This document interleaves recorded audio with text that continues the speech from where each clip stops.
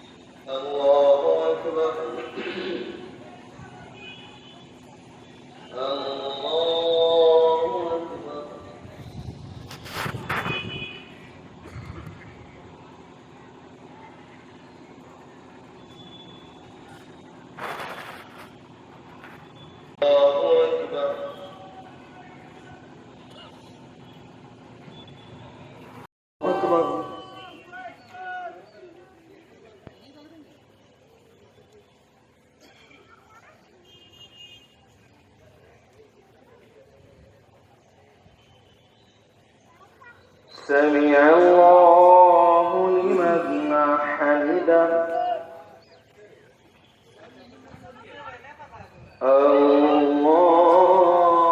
الله أكبر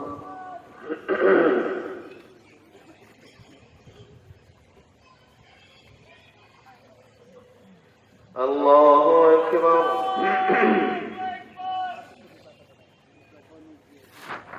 الله أكبر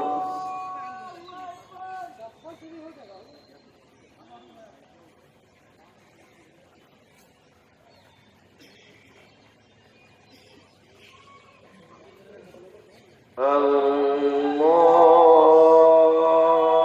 अकबर। अल्हम्दुलिल्लाहि रब्बिल आलमीन अर्रहमानिर रहीम। अकबर।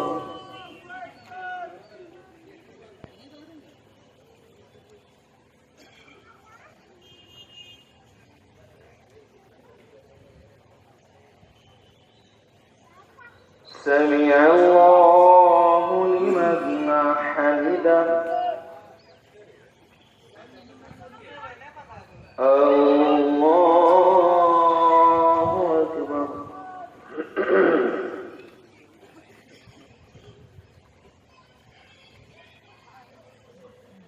الله أكبر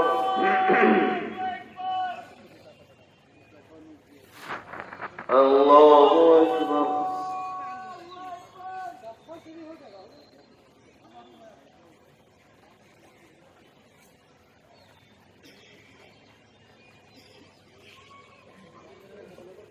الله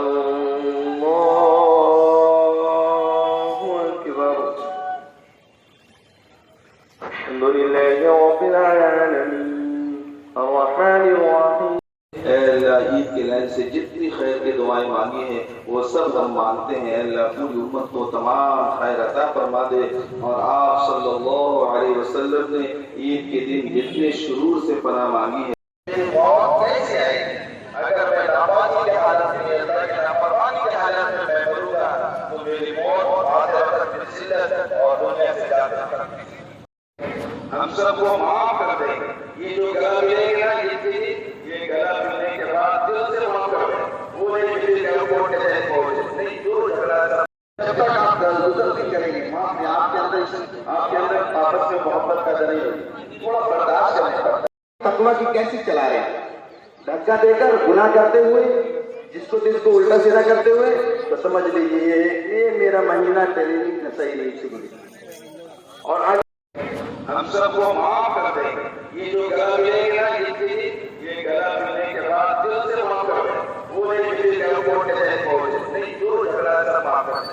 ये बेहतर जमीन के जाते يجل إلى العيد ماشيا ويرجع ماشيا يوم العيد فوزا فخطب عليه الله أكبر الله أكبر لا إله إلا الله والله أكبر الله أكبر ولله الحمد بارك الله لنا ولكم في القرآن العظيم ونفعنا وإياكم بالآيات والذكر الحكيم إنه تعالى جواد كريم ملك بر رؤوف। क्या क्या जरूरी है अपने फजल करम से वो तमाम चीजें पूरी उम्मत मुस्लिमा को अता फरमा दे। मुसलमानों का गलबा अता फरमा दे। बातिल को खत्म फरमा, हक का बोलबाला फरमा। मुसलमानों के नौजवानों को स्टूडेंट को अपने फजल करम से बड़े बड़े ओहदे पर जाकर इंसाफ के साथ चलाने की तौफीक अता फरमा। और अपने फजल करम से हम सबको माफ फरमा। अपने फजल करम से वो तमाम खैर अता फरमा। दुआ ईद के लाइन से जितनी खैर की दुआएं मांगी हैं वो सब हम मानते हैं। अल्लाह पूरी उम्मत को तमाम खैर अता फरमा दे। और आप सल्लल्लाहु अलैहि वसल्लम ने ईद के दिन जितने शुरूर से पनाह मांगी है नहीं, वो तो ये सब इंसान एक ही महीने का इरादा किया हुआ है तो उसको तौफीक कितनी मिलेगी? एक महीने की। अगर उसने इरादा किया नहीं अब पूरी जिंदगी हम जो है वो क्या करेंगे, मस्जिद आएंगे, अब हम अल्लाह का घर कभी नहीं छोड़ेंगे, अल्लाह से तौबा कर लिया, अब हम पाबंदी से आना तो अल्लाह तौबा हमेशा के लिए तौफीक दे देंगे। चलिए सब बंदी कर लिए एक मरतबा। ना तेरा है ना मेरा है ये सबका है त्योहार, ये प्यार का पैगाम है, ये प्यार का पैगाम। मुबारक ईद मुबारक, मुबारक ईद मुबारक, हाय मुबारक ईद मुबारक, मुबारक ईद मुबारक।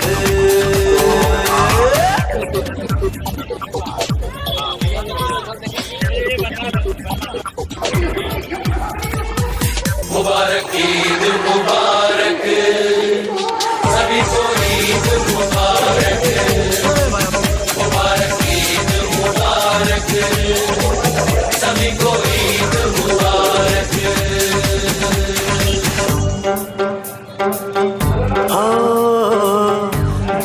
भी समझे प्यार को, वो है सबका यार। प्यार नहीं तो कुछ भी नहीं, प्यार से है संसार।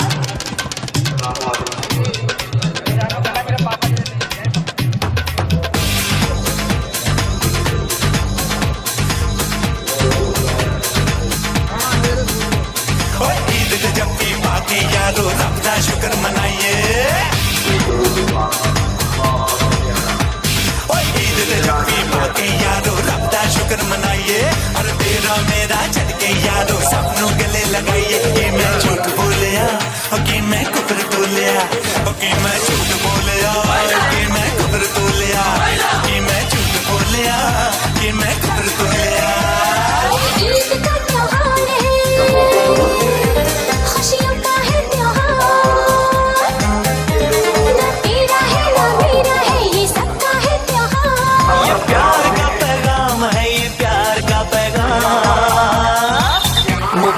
ईद मुबारक। ये हमारे आका करीम सल्लल्लाहु अलैहि वसल्लम की सुन्नत है और हर साल इसी तरह मुसलमान एक दिन एकजुट होकर के नमाज ईद उल फितर अदा करते हैं।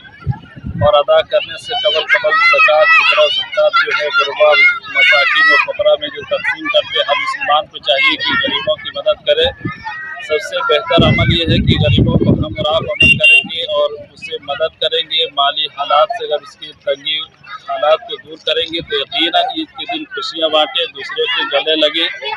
और यकीन जानिए खुशी का दिन है, ये तमाम लोगों को मुबारकबाद देनी चाहिए। हम लोग ईद उल फितर की नमाज़ अदा की है, खुशी ये है कि 30 रोज़ा रखने के बाद ईद उल फितर की नमाज़ अदा की है। नमाज़ अदा करने के बाद लोग बच्चों में बड़ों में हर जगह खुशी का माहौल देखा जा रहा है। ये सुन्नत मुस्तफ़ा सल्लल्लाहु अलैहि वसल्लम में हमारे नबी की सुन्नत है। ईद के दिन खुशियाँ बांटना, लोगों को खुशियाँ देना, लोगों तक खुशियों का पैगाम पहुँचाना, नबी पाक सल्लल्लाहु अलैहि वसल्लम का मैसेज और मिशन पर हम लोग आगे बढ़ रहे हैं, उनके लोगों तक पहुँचा रहे हैं ताकि आने वाली नस्लें जो इसी तरह खुशियाँ मनाए, इसी तरह दीन से मोहब्बत करे, मज़हब इस्लाम से मोहब्बत करे और जाने और इस पर अमल करने की कोशिश करे। दुआ है कि हमारे मुल्क की अमन व अमान हिफाजत में रहे, सलामत रहे। मुल्क की तरक्की के लिए दुआ करते हैं। हम लोग भाईचारगी देते हैं कि आज ईद तमाम मजहब के मानने वालों को हम लोग मुबारकबाद पेश करते हैं ताकि मुल्क हिंदुस्तान की अमन सुकून और शांति जो है वो बरकरार रहे, हमेशा खुश रहे। हमारे सारे हिंदुस्तानी भाई खुश और अमन के साथ ज़िंदगी गुजारें। हर्ष और खुशी के साथ मैं तमाम गिरिडीह वासियों को अपनी तरफ से और तमाम अहले ईमान वालों की तरफ से खैर मकदम करता हूँ और ईद मुबारक कहता हूँ। ईद एक ऐसा फेस्टिवल है जो हर साल एक मैसेज लेके आता है, कैसे हम इंसान से मोहब्बत करें, कैसे भाईचारा एक साथ रह करके हम खुशी के साथ अपनी ज़िंदगी को 70-80 साल की ज़िंदगी मिली है हमारी, उस ज़िंदगी को कैसे हम इस्लाम की तरह, इंसानियत की तरह मोहब्बत करें और मिलजुल करके ज़िंदगी बिताएँ। मैं तमाम गिरिडीह वासियों से शुक्रिया अदा करता हूँ कि ईद के इस मौके पर तमाम शहर वालों ने हम लोगों का साथ दिया और बड़े अमन के साथ पूरा महीना हम लोगों ने रोज़ा रखा और ईद की नमाज़ पढ़ी। और आज भी देखिए कि पूरा गिरिडीह में लोग मोहब्बत की बहार फैला रहे हैं। एक बार फिर मैं तमाम गिरिडीह वासियों को अपनी तरफ से एडवोकेट साजिद महमूद की बहुत ईद को लेकर शहर से लेकर ग्रामीण इलाकों तक सुरक्षा की पुख्ता व्यवस्था की गई थी। सुरक्षा के मद्देनजर पुलिस अधिकारी सभी ईदगाह क्षेत्रों में भ्रमण करते दिखे। वहीं सभी थाना स्तर पर थाना प्रभारी अपने अपने थाना क्षेत्र में सुबह से ही पेट्रोलिंग करते दिखे। शहर के बरवाडीह और भंडारीडीह ईदगाह के पास एसडीपीओ अनिल सिंह, डीएसपी संजय राणा, नगर थाना प्रभारी रामनारायण चौधरी, मुफस्सिल थाना प्रभारी कमलेश पासवान समेत कई पुलिस अधिकारी व प्रशासनिक अधिकारी मुस्तैद थे। वहीं बाइक पर पुलिस जवानों द्वारा लगातार पेट्रोलिंग किया जा रहा था। मुबारक ईद मुबारक, मुबारक ईद मुबारक, मुबारक ईद मुबारक, मुबारक ईद मुबारक, सभी को ईद मुबारक, मुबारक ईद मुबारक। नजर आ गया अल्लाह ही अल्लाह छा गया, रोजे रखने वालों की है ये जीत, मिलो तुम गले सबसे।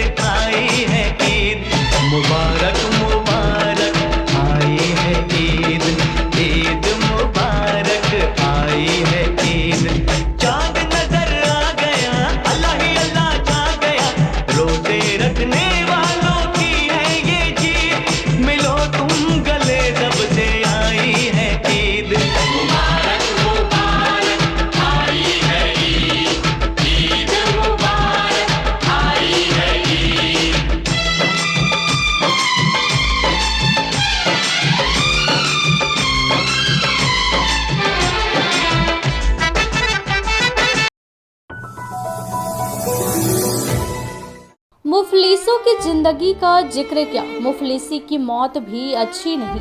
यह हालत एक दलित युवक छोटन भूला के परिवार की है। गिरिडीह जिले के तीसरी प्रखंड अंतर्गत पलमरवा पंचायत के नैयाडीह गांव के 30 वर्षीय दलित युवक छोटन भूला की मौत पैसे की कमी के कारण हो गई। परिवार की हालत ऐसी कि शव को अस्पताल से घर लाने तक के पैसे नहीं, अंतिम संस्कार के लिए लकड़ी कहां से लाए। हालांकि कुछ समाज सेवियों और नेताओं की मदद से मृतक के शव को घर तक लाया गया और अंतिम संस्कार किया गया।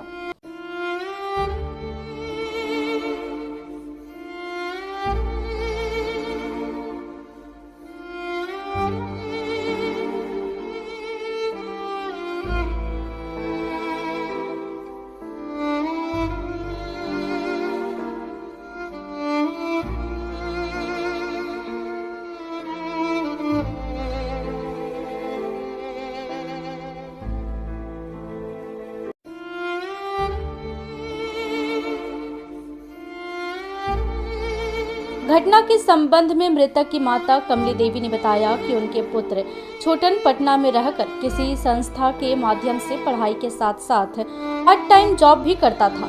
कुछ दिन पूर्व ही वह घर आया था। इसी बीच उसकी तबीयत बिगड़ी और उससे बुखार आने लगा। बुखार आने पर छोटवा बुखार उतरने की दवाई ले रहा था। लगभग 3 दिनों के बाद बुधवार को छोटन को जब तेज बुखार हुआ तो परिजन किसी तरह उसे सामुदायिक स्वास्थ्य केंद्र तीसरी ले गए, जहां चिकित्सकों ने उसका प्राथमिक उपचार कर उसे गिरिडीह रेफर कर दिया। लेकिन पैसे के अभाव में यह परिवार छोटन को वापस घर ले आए। उसी शाम को छोटन की स्थिति बिगड़ने पर परिजन उसे फिर स्वास्थ्य केंद्र ले गए, जहां चिकित्सकों ने उसकी गंभीर स्थिति को देखते हुए जल्द से जल्द गिरिडीह ले जाने को कहा। लेकिन पैसे के अभाव में यह परिवार उसे गिरिडीह ले जाने में हिचक रहा था। तभी एक स्थानीय मीडिया कर्मी के सहयोग से छोटन को सरकारी एम्बुलेंस सेवा द्वारा गिरिडीह ले जाया जाने लगा। लेकिन बीच रास्ते में ही उसने दम तोड़ दिया, जिसके बाद एम्बुलेंस कर्मी उसे जमुआ अस्पताल ले गए, जहां चिकित्सकों ने छोटन को मृत घोषित कर दिया। जिसके बाद नियमानुसार 108 एम्बुलेंस सेवा के कर्मी उसके शव को जमुआ के सरकारी अस्पताल में ही छोड़कर वापस चले गए, जहां परिजनों के पास शव को किसी दूसरे वाहन से घर लाने तक के पैसे नहीं थे। हालांकि मामले की जानकारी मिलने पर भाजपा के चंदौरी मंडल अध्यक्ष रविंद्र पंडित और सांसद प्रतिनिधि सुनील साव ने एम्बुलेंस की व्यवस्था कर शव को वापस छोटन के घर नैयाडीह भिजवाया। लेकिन इस परिवार के पास अंतिम संस्कार के पैसे भी नहीं थे। कुछ लोगों के आर्थिक मदद के बाद छोटन का अंतिम संस्कार किया गया। कमली देवी, हमारे बेटा पैसा नहीं हुआ, बीमार थे थोड़े दिन, पैसा नहीं हुआ, राशन कार्ड हो तो बंद हो गए। परिजनों ने बताया कि छोटन के पिता रूपन भूला की मौत वर्षों पहले हो चुकी है। वहीं छोटन के बड़े भाई अनूप भूला की भी मौत 3 वर्ष पहले पैसे की कमी के कारण समुचित इलाज के अभाव में हो गई थी, जिसके बाद यह परिवार जैसे तैसे अपनी आजीविका चला रहा था। इन्हें उम्मीद थी कि जल्द ही छोटन अपने पैरों पर खड़ा होकर इस परिवार की जिम्मेदारी संभाल लेगा। लेकिन छोटन की मौत से इस परिवार पर दुखों का पहाड़ टूट पड़ा है। कल पैसा नहीं आला, कुछ नहीं बड़की। इस गरीब दलित परिवार के दयनीय का अंदाजा आप इससे लगा सकते हैं कि इस परिवार के सभी सदस्य एक ऐसे आधे अधूरे खपड़ेल घर में रहने को विवश है, जिसमें दरवाजा भी नहीं है। मृतक की माता कमली देवी ने बताया कि महीनों पहले उनका राशन कार्ड स्थानीय डीलर द्वारा ले लिया गया, जिसके बाद उन्हें राशन मिलना बंद हो गया। वहीं उनके बड़े पुत्र अनूपा भूला की मौत के बाद उसकी पत्नी कांति देवी को भी अब तक सरकारी लाभ नहीं मिल पाया है। ऐसा प्रतीत होता है कि किसी भी जनप्रतिनिधि ने इस गरीब दलित परिवार पर ध्यान ही नहीं दिया। बहरहाल अभी भी इस गरीब परिवार को स्थानीय जनप्रतिनिधियों और प्रशासन से मदद की उम्मीद है। भाकपा माले के द्वारा शनिवार को पार्टी का 54वां वर्षगांठ सभी ब्रांच कार्यालयों में पार्टी का झंडा फहराकर मनाया गया।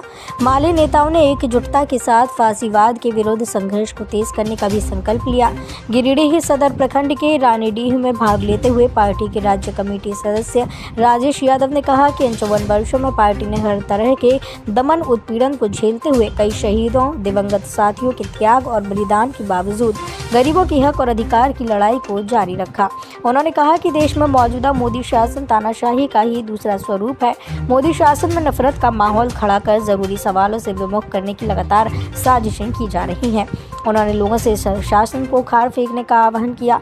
इधर गिरिडीह विधानसभा प्रभारी राजेश सिन्हा के नेतृत्व में सदर प्रखंड के परसाटांड पंचायत के मोसफडीह, हरिचक, चंदनडीह, सिकदारडीह, अम्बाटांड समेत शहरी और मुफस्सिल इलाकों में भी पार्टी की 54वीं स्थापना दिवस को लेकर झंडा फहराया गया। इस दौरान राजेश सिन्हा, माली नेत्री प्रीति भास्कर, माली नेता निशांत भास्कर की अगुवाई में 3 ब्रांच में झंडा फहराया गया। इस दौरान सभी ने कहा कि दबे कुचले लोगों को पार्टी के द्वारा न्याय दिलवाना मुख्य एजेंडा है। उन्होंने संकल्प लेते हुए कहा कि अगले 1 साल में गिरिडीह विधानसभा क्षेत्र भर में 200 पार्टी का ब्रांच तैयार किया जाएगा, जिसमें मेहनतकश मजदूर, किसान और शोषित वंचित तबके के लोग अपने हक के अधिकार के लिए पार्टी के साथ मिल की लड़ाई लड़ेंगे। महंगाई पर रोक लगाओ, रोक लगाओ, रोक लगाओ। महंगाई पर रोक लगाओ, रोक लगाओ, रोक लगाओ। रोजगारी के लिए रोजगार की गारंटी करनी होगी, करनी होगी, करनी होगी। बेरोजगारों की रोजगार की गारंटी करनी होगी, करनी होगी, करनी होगी। किसानों के एमएसपी कानून लागू करो, लागू करो, लागू करो। किसानों के एमएसपी कानून लागू करो, लागू करो, लागू करो। लाल सलाम, लाल सलाम, लाल सलाम। इनकलाब जिंदाबाद, जिंदाबाद, जिंदाबाद। सलाम, लाल सलाम, लाल सलाम। माले स्थापना दिवस सफल रहे। इनकलाब जिंदाबाद, जिंदाबाद, जिंदाबाद। भाकपा माले जिंदाबाद, जिंदाबाद, जिंदाबाद। इनकलाब जिंदाबाद। सभी साथियों को लाल सलाम, लाल सलाम, लाल सलाम। शहीदों के सपनों को भारत बनाने के लिए संघर्ष तेज करो, तेज करो, तेज करो। भाकपा माले जिंदाबाद, जिंदाबाद, जिंदाबाद। इनकलाब जिंदाबाद, जिंदाबाद, जिंदाबाद। हम इस देश में अम्बेडकर और भगत सिंह के सपनों का भारत बनाना चाहते हैं। हम इस देश में शहीदों के सपनों का भारत बनाना चाहते हैं। इसलिए आज हमारी पार्टी के 54वें वर्षगांठ पर, स्थापना के 54वें वर्षगांठ पर तमाम अपने साथियों से और आवाम से हम लोग अपील करते हैं कि वे संगठित हों और देश के फांसीवादी शासन के खिलाफ जनता अपनी मजबूत लड़ाई लड़े, एकजुट होकर के।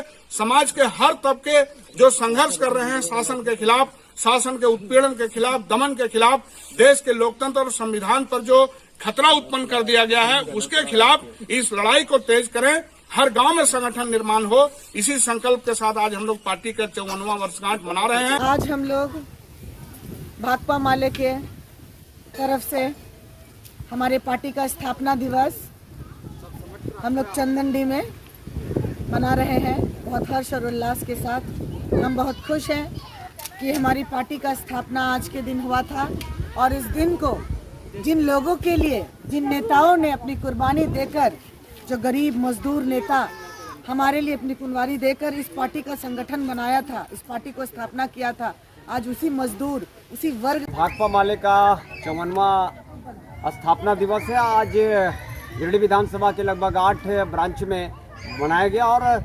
इसमें आज हम लोग ने प्रण लिया है एक तरह से कि ज़्यादा से ज़्यादा ब्रांच हो, ज़्यादा से ज़्यादा मेंबर बने। और माले ही एक पार्टी है जो दबे कुचले की आवाज़ बनकर सामने हमेशा 365 दिन उभरती है और बाकी चुनावी पार्टी जो है वो सिर्फ चुनाव में नज़र आते हैं। हम तमाम लोगों से कहना चाहते हैं इस स्थापना दिवस में कि भाकपा माले के आप नज़दीक आएँ और भाकपा माले को ज्वाइन करें और साथ में इस मुहिम को, लाल झंडे को तेजी से बढ़ाएं। धन्यवाद। झारखंड और बिहार को जोड़ने वाली गिरिडीह प्रखंड के रानीडीह से छोटकी खरगडीहा तक जाने वाली सड़क अपनी बदहाली के आंसू रो रहा है। सड़क पर करोड़ों रुपए का पुल तो बन गया, लेकिन जर्जर सड़क और उसमें निकले नोकीले पत्थरों के कारण कोई भी वाहन जाने से कतराता है। 20 किलोमीटर लंबी यह सड़क पूरी तरह से जर्जर हालत में पहुंच चुकी है। रोड पर सिर्फ बोल्डर ही बोल्डर दिखाई देता है। जिससे राहगीरों को काफी परेशानियों का सामना करना पड़ता है।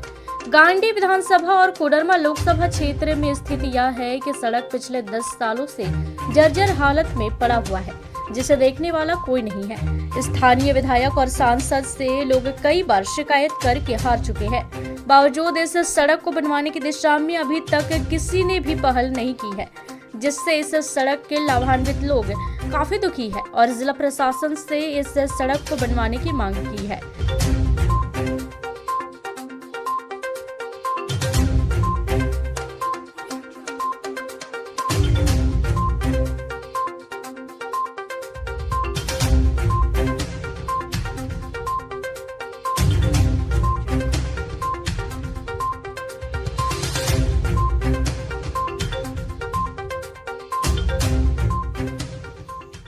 स्थानीय लोगों का कहना है कि सरकार ग्रामीण क्षेत्रों को सीधे शहरी क्षेत्रों से जोड़ने के लिए सड़कों का निर्माण करवा रही है, लेकिन इस सड़क का नहीं बनने से कई गांव के लोग सीधे शहर से जुड़ने से वंचित हो रहे हैं। इसलिए इस सड़क का भी बनना बहुत जरूरी है।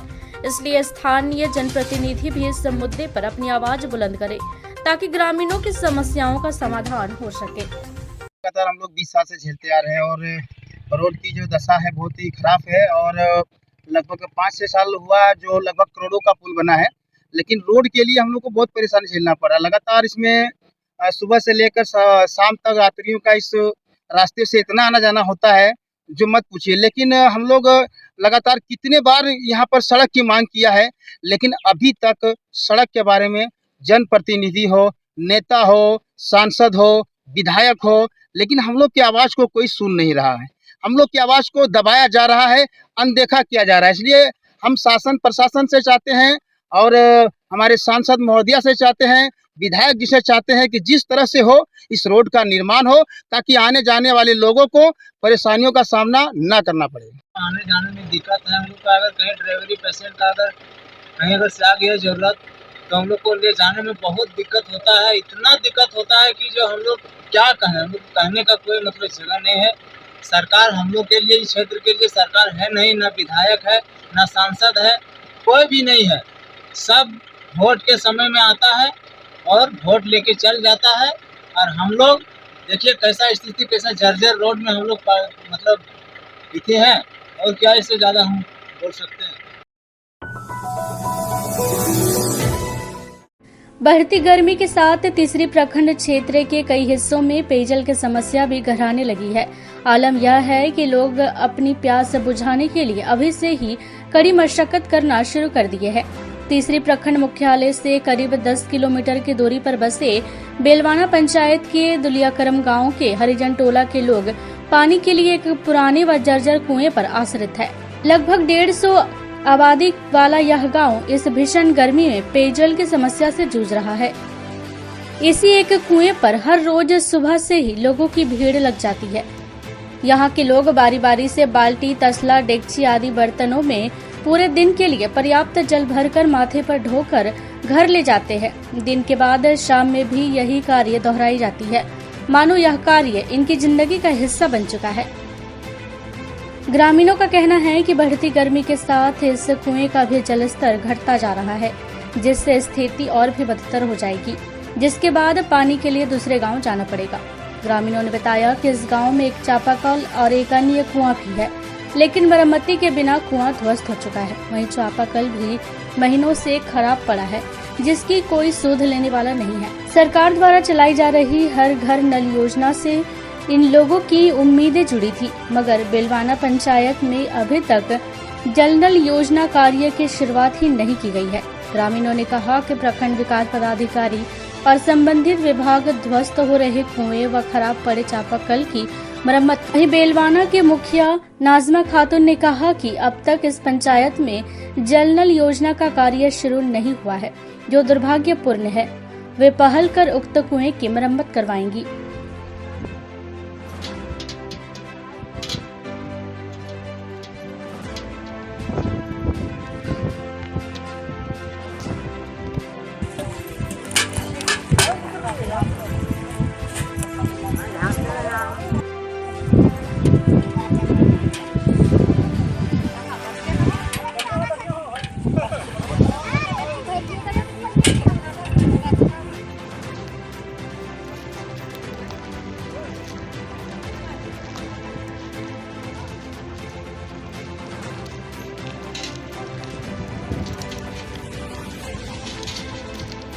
क्या नाम हुआ आपका?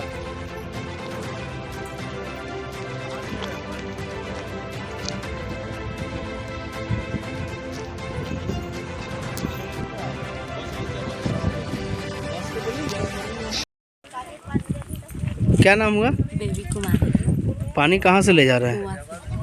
कहाँ है आपके घर पास चापाकल या कुआं नहीं है? नहीं।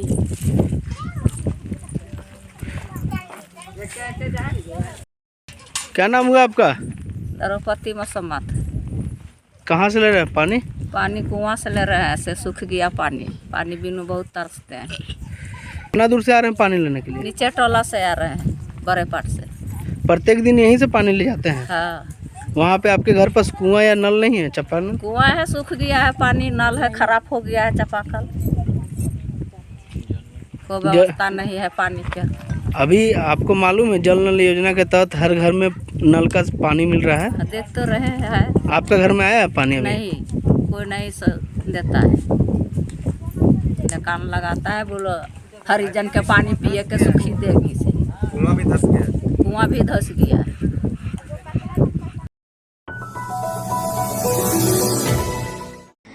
गिरिडीह शहरी क्षेत्र के सिहोडीह आम बागान में 23 अप्रैल से होने वाले सिहोडीह क्रिकेट चैंपियन ट्रॉफी को लेकर जोर शोर से तैयारी की जा रही है। चैंपियन ट्रॉफी को लेकर युवा संगठन के सदस्य आम बागान स्थित खेल मैदान को सजाने और संवारने में जुटे हैं। शुक्रवार को मैदान में जेसीबी चलाकर समतलीकरण किया गया, साथ ही मैदान की साफ सफाई की गई। इस दौरान मैच कोर्ट का निर्माण हुआ। चैंपियन ट्रॉफी को सफल बनाने में सिहोडीह युवा संगठन के सामाजिक कार्यकर्ता मनदीप शर्मा, चुनमुन राम, श्याम कुमार, मनीष सिंह, मृत्युंजय सिंह, शुभम कुमार यादव, रविंद्र शर्मा, राजू राम, मोना पासवान, दिलीप राम, राकेश सिंह, बबलू राम, सागर कुमार सहित कई लोग जुटे।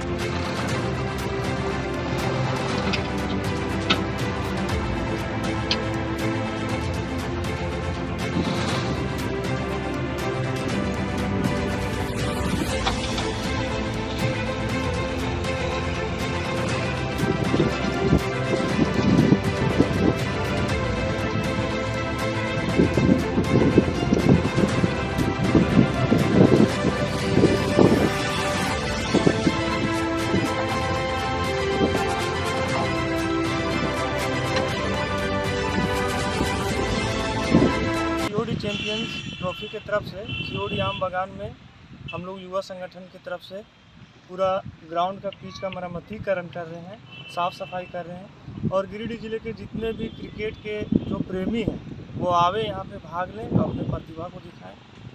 धन्यवाद। खबरों में इतना ही। कल फिर मिलेंगे अगले बुलेटिन में। दीजिए पूरी टीम को इजाजत। नमस्कार।